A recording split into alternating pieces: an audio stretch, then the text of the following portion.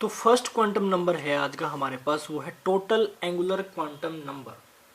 तो total angular quantum number है represent करता है resultant angular momentum of electron due to both orbital and spin motion. अब हम जानते हैं कि जब भी कोई इलेक्ट्रॉन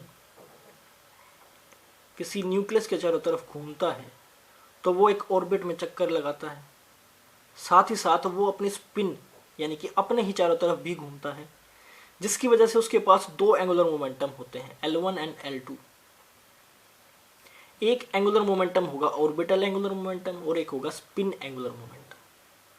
तो इन दोनों एंगुलर मोमेंटम्स के सम को डिनोट करने के लिए हमने यूज किया है टोटल एंगुलर क्वांटम नंबर। और दोनों के दोनों जो एंगुलर मोमेंटम्स हैं वो क्वांटाइज्ड हैं, इसीलिए उनका जो सम होगा वो भी क्वांटाइज्ड होगा। और इसीलिए हमने वहाँ पर एक नया नंबर जनरेट किया, यानी कि नया क्वांटम नंबर जनरेट किया, जिसको हम बोलते हैं टोटल एंगुलर क्वांटम नंबर, जिसको डिनोट करेंगे जे से। तो जो जे की न्यूमेरिकल वैल्यू है वो L प्लस एस होगी। J is equal to L plus minus half. S की जो वैल्यू है वो प्लस माइनस हाफ होगी। अगर S पैरेलल है L के तो J होगा L प्लस एस, यानी कि L प्लस हाफ। और अगर S अपोजिट है, यानी कि जैसे एंगुलर मोमेंटम L का ऊपर है S का नीचे है, उस कंडीशन में नेगेटिव, यानी कि L माइनस हाफ। अब हम हर L लेवल के लिए अगर बात करें, except that of L is equal to zero, जहां पर L जीरो है उसको छोड़ दें, तो क्या होगा, हर L लेवल दो अलग अलग एनर्जी लेवल्स में स्प्लिट होगा, टूट जाएगा। और वो जो दो एनर्जी लेवल्स हैं अलग अलग, एक की कम एनर्जी एक की ज़्यादा एनर्जी, वो हमें स्पेक्ट्रल लाइंस में शो होंगे। डिफरेंट डिफरेंट कलर्स की स्पेक्ट्रल लाइंस वहाँ पर शो होंगी। अगर हम बात करें सिर्फ एक लेवल की तो L plus half L minus half, तो प्लस हाफ माइनस हाफ। यहाँ पर वो जो स्पेक्ट्रल लाइंस जो हैं स्प्लिट होती हुई दिखाई दी हैं, वो है फाइन स्ट्रक्चर्स, जो कि शुरू में कोई भी साइंटिस्ट नहीं बता पाया था, रदरफोर्ड हो नेल बोर हो ये सब, क्योंकि फाइन स्ट्रक्चर्स का रूल जो है, फाइन स्ट्रक्चर्स का जो रीज़न है वो नहीं बता पाए थे, इसलिए वो लिमिटेशंस वहाँ पर रह गई थी। लेकिन वेक्टर एटम मॉडल के अंदर फाइन स्ट्रक्चर्स का जो रीज़न है वो ये निकल कर आता है कि हर L लेवल जो है वो डिवाइड होगा, स्प्लिट होगा दो अलग अलग एनर्जी लेवल्स में। तो ये भी जितने भी एनर्जी लेवल्स होंगे, नंबर ऑफ जो लाइंस हैं वो लिमिटेड होंगे सिलेक्शन रूल से। सिलेक्शन रूल मतलब L प्लस एल, लेकिन हम L प्लस एस, L की क्या वैल्यू और S की क्या वैल्यू है।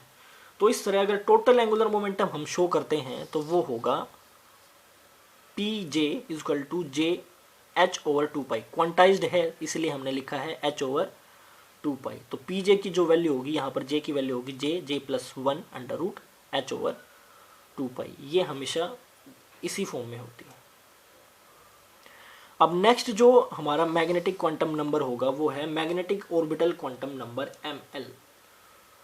When an atom is placed in a strong magnetic field, the electrons with the same values of principal quantum number n and orbital quantum number L may still different in their behavior।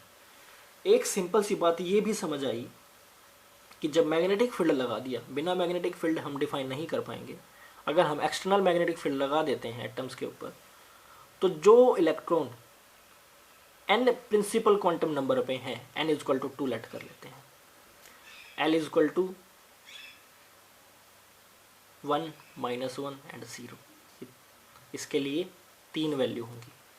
तो n is equal to 2, L is equal to 1, इस अगर state की बात करूं तब भी electrons जो होंगे दो, उनका अलग अलग बिहेवियर होगा। वो क्यों हो रहा है उसका जो रीज़न है, to account for one more quantum number, एक अलग क्वांटम नंबर हमें इंट्रोड्यूस कराना होगा उसको समझने के लिए, वो है मैग्नेटिक ऑर्बिटल क्वांटम नंबर। अब मैग्नेटिक ऑर्बिटल क्वांटम नंबर कैसे, this is produced by Zeeman and Stark effect. ये कहाँ से निकल कर आता है, जब जीमान और स्टार्क इफेक्ट देखा गया तो वहाँ पर उसको जस्टिफाई करने के लिए हमने कुछ नए क्वांटम नंबर्स यूज करें। According to rule of space quantization, the orientation of L and H are limited and determined by the fact that the projection of L in the field direction assumes integral values। अगर H की बात करूं तो H है वहां पर vector यानी कि डायरेक्शन ऑफ मैग्नेटिक फील्ड जो हमने एक्सटर्नल लगाया है। अब L जो है वो स्पेसिफिक वैल्यू रखेगा, एंगुलर मोमेंटम जो है वो क्वांटाइज्ड है और उसकी डायरेक्शंस भी क्वांटाइज्ड हैं कि वो किस किस एंगल पर रहेगा। ऐसे ऐसे फिक्स्ड हैं पहले ही, हम हर वैल्यू नहीं ले सकते 0 से 360, कुछ ही डेफिनेट वैल्यू होंगी, थीटा बोलते हैं जिसको। तो जो एक्सटर्नल फील्ड है उसके अगेंस्ट एल की कुछ ना कुछ एक प्रोजेक्शन होगी, एक थीटा होगा। This projection of L in the field direction is known as magnetic orbital quantum number. इस प्रोजेक्शन को हम क्या बोलेंगे? Magnetic quantum number L. Let h be the vertical line direction of magnetic field, L is the vector inclined with theta, theta with h, ये theta with h। अगर मैं यहाँ पर प्रोजेक्शन निकालता हूँ, प्रोजेक्शन यानी कि cos थीटा निकालता हूँ, तो क्या होगा? ये वेक्टर जो है ये h है, ये L है, ये थीटा है, base by hypotenuse is equal to cos theta इस ट्राइंगल में। इस वेक्टर को मैं बोलता हूँ ml, इसको बोलता हूं मैं L, तो कोस थीटा यानी कि ml की जो वैल्यू होगी वो होगी L कोस थीटा। इसका मतलब क्या है? L का जो प्रोजेक्शन है वो है ml, तो ml वहां पर क्या होगा? ml होगा L कोस थीटा। एक अलग से हमारे पास क्वांटम नंबर आ गया, और जो ml है उसकी भी जो वैल्यू होगी वो सारी इंटीग्रल होगी, क्योंकि L जो है वो ऑलरेडी इंटीग्रल है और कोस थीटा कभी एक से ज्यादा होता नहीं। तो hence permitted values of ml are plus और माइनस, यानी कि प्लस l से लेकर माइनस l तक एट यूनिट इंटरवल्स, यानी कि यूनिट इंटरवल्स मतलब 1-1 करके, एक एक करके। Thus for each value of l there will be l 2l + 1 possible number of mls। जैसे कि l की बात करता हूँ, l = 0, ml = 0, वहां पर सिर्फ s ऑर्बिटल होगा। लेकिन मैं L = 1 की बात करूं तो वहां पर क्या होगा? p ऑर्बिटल भी होगा। तो जो ml है वो जो वैल्यू रखेगा वो रखेगा +1, 0, -1। तो कितनी हो गई? वो हो गई 3, यानी कि 2 × 1 + 1, टोटल पॉसिबल वैल्यू हो गई 3। तो वहां पर 3 ओरिएंटेशंस होंगी हमारे पास। अगर L = 2 की बात करें तो ml होगा +2, +1, 0, -1, -2, यानी कि 5 वहां पर परमिटेड ओरिएंटेशंस होंगी। फॉर्मूला है 2 + 2 + 1, 4 + 1 = 5। तो 5 जो पॉसिबल वैल्यूज हैं वो ये होंगी। अगर L = 3 की बात कर लेते हैं तो क्या होगा? 3 की बात हम करेंगे तो वहां पर 2 × 3 + 1, यानी कि 7 पॉसिबल वैल्यूज होंगी। अगर मैं यहाँ पर डायग्राम में शो करूँ तो अगर मैं ml यहाँ लेता हूँ और ml वेक्टर्स यहाँ लेता हूँ तो ये 0 वेक्टर्स है, ये +1, ये +2, ये -1, ये -2, तो ये होगा ml, यानी कि फॉर L = 2, L = 2, तो ml की जो वैल्यू होगी +2, +1, 0, -1, -2। इस तरह एंगुलर मोमेंटम जो है वो ओरिएंटेड होगा डिफरेंट डिफरेंट एंगल्स पर फॉर डिफरेंट वैल्यूज, +1, +2, -1, -2। तो इस तरह हम समझ सकते हैं मैग्नेटिक क्वांटम नंबर। नेक्स्ट जो है हमारे पास वो है मैग्नेटिक स्पिन क्वांटम नंबर, यानी कि MS। अब जो स्पिन है वो भी मैग्नेटिक कैरेक्टर शो करेगी। भाई एंगुलर मोमेंटम अगर है किसी चीज़ का और वो इलेक्ट्रॉनिक है, इलेक्ट्रॉन है, इलेक्ट्रॉन अगर सर्कुलर मोशन करेगा तो वो मैग्नेटिक फील्ड तो जनरेट करना ही करना है उसको। अब ऑर्बिटल के लिए तो हमने देख लिया ml है, अब स्पिन भी तो वो कर रहा है अपने एक्सिस पर, तो वहां भी तो एक मैग्नेटिक एंगुलर मोमेंटम होगा, वो होगा ms। तो उसको हम शो करेंगे ms से, यानी कि spin magnetic, S for spin, spin magnetic quantum number. Just as the vector representing orbital angular momentum precesses in the presence of magnetic field. Precess का मतलब होता है चेंज इन ओरिएंटेशन, यानी कि अपनी ओरिएंटेशन चेंज करेगा। प्रिसेस के लिए हम अलग से एक वीडियो बनाएंगे, आप वहाँ पर सीख लेना।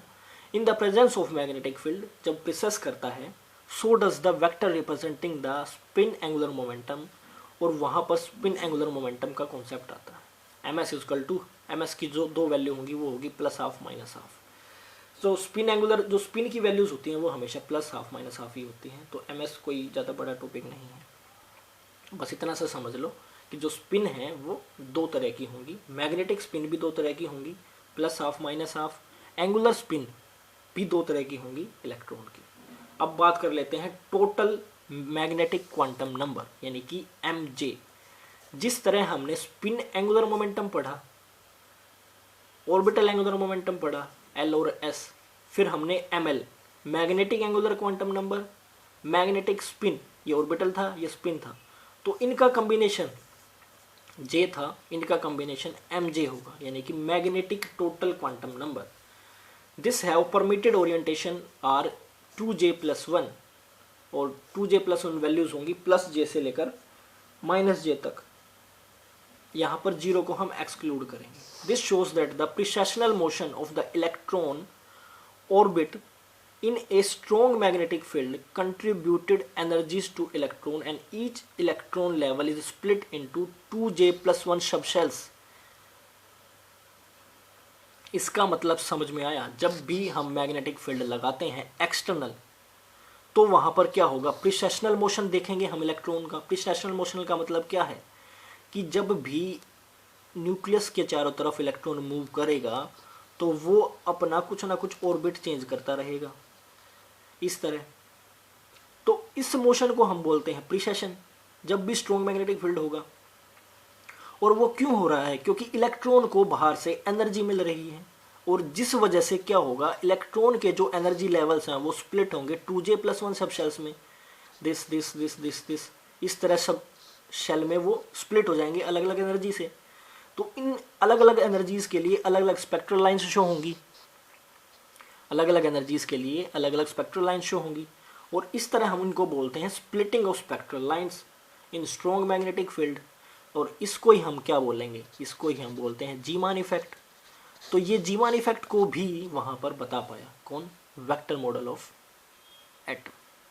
तो जीमान इफेक्ट और स्टार्क इफेक्ट हम अच्छे से अलग से पढ़ेंगे, यहाँ पर सिर्फ हम नॉर्मल इसको बता रहे हैं, डिस्क्राइब कर रहे हैं।